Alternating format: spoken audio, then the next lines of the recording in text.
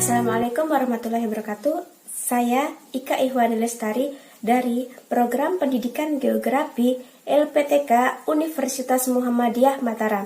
Di sini saya akan mempresentasikan hasil dari pemahaman saya terkait dengan perjalanan pendidikan di Indonesia dari masa ke masa untuk memenuhi tugas mata kuliah Filosofi Pendidikan Indonesia dalam rangka mengikuti program PPG Prajabatan 2022. Selamat menonton. Fakta sejarah menunjukkan bahwa pendidikan di Indonesia telah mengalami perkembangan dari masa ke masa, mulai dari zaman kolonial sampai saat ini. Pada zaman kolonial, yaitu pada tahun 1854, beberapa bupati menginisiasikan pendirian sekolah kabupaten yang hanya mendidik calon pegawai. Dan pembagian sekolah didasarkan atas kelas sosial, di mana hanya bangsawan saja yang berhak mengenyam pendidikan.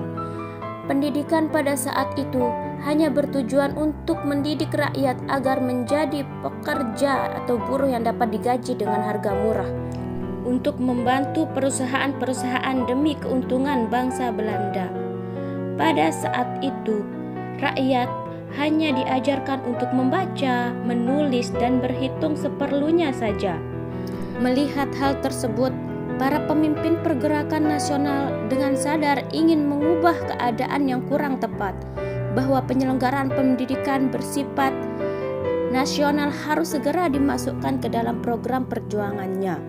Sehingga pada tahun 1922 lahirlah Taman Siswa. Taman Siswa lahir sebagai gerbang emas kemerdekaan dan kebebasan kebudayaan bangsa.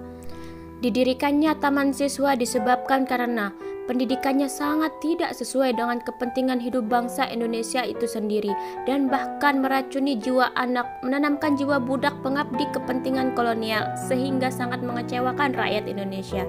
Taman Siswa hadir sebagai jiwa rakyat untuk merdeka dan bebas, di mana anak-anak dari berbagai golongan dapat mengenyam pendidikan tanpa membedakan kelas sosial dalam masyarakat.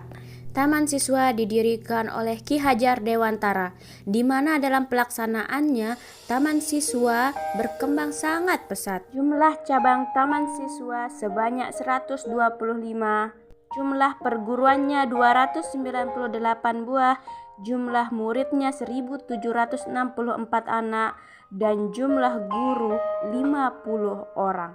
Dari sini kita bisa melihat bahwa saat itu terdapat keinginan bangkit dari keterbatasan dalam pendidikan dan keinginan adanya merdeka dalam belajar.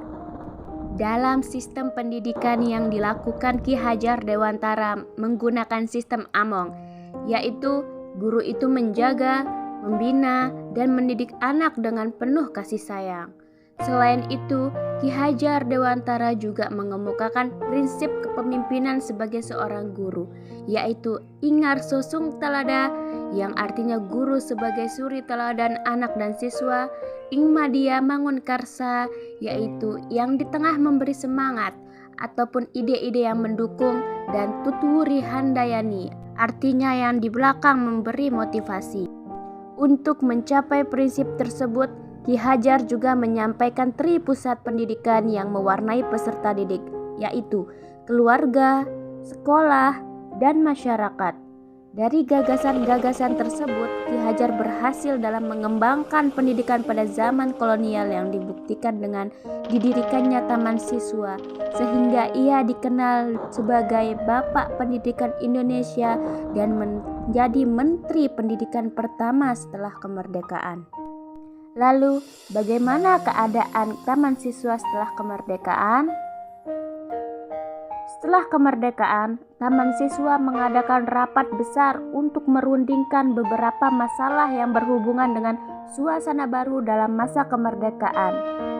Namun, ketika memasuki Orde Baru, kebijakan Orde Baru mendirikan SD Impres secara aktif di semua daerah turut memudarkan Taman Siswa. Beberapa SD Taman Siswa yang berdekatan dengan SD Impres ditutup. Banyak dari kalangan masyarakat yang memilih SD Impres karena kecenderungan masyarakat memiliki agama yang dianutnya.